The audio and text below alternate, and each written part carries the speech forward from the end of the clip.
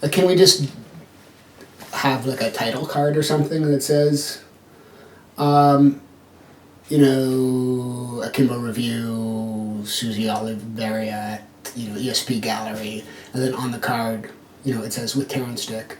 And then that way I don't have to do the cheesy thing with me going, "Hi, I'm Terrence Dick, and you're welcome to my bathroom."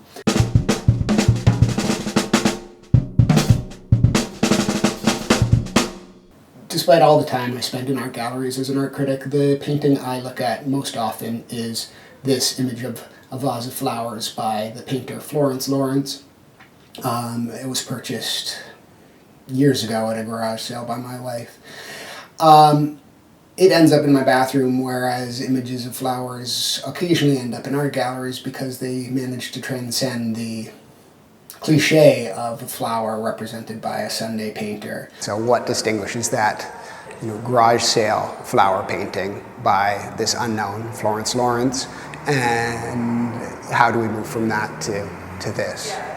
That's Suzy Oliveira's challenge as to how to make a flower painting something more than a flower painting.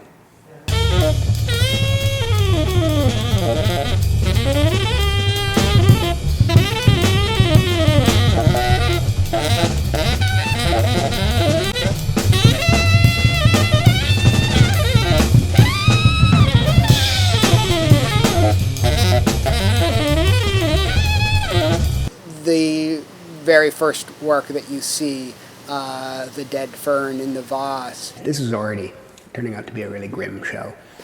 Immediately makes me think of the passage of time. Ferns go back over 100 million years. Ferns are prehistoric plants, and this one seems to be, in the way she's constructed it, it looks like a dinosaur bone. The more sculptural pieces speak to me of the battle between order and chaos that you find in any garden. And depending on the nature of the gardener, one side or the other is dominant. I lean more on the side of wilderness. So there's a kind of perverse, I would say perverse, attitude in attempting to control it, but then it's admirable too. It's the nature of an artist to take something that is, out of your control and to wrestle it into something meaningful. Okay, we have a photograph, but this isn't even a photograph. It's like a layered photograph that she's, foregrounded the artifice of it for some reason. When you're doing photography, you have to position yourself in relationship to all the previous photography, which isn't simply just art photography, it's also anyone who's ever had a camera and taken a snapshot. The thing that Suzy does in terms of photography is that she doesn't at all rely on a flat image. All her images are constructed, or she constructs objects out of her images.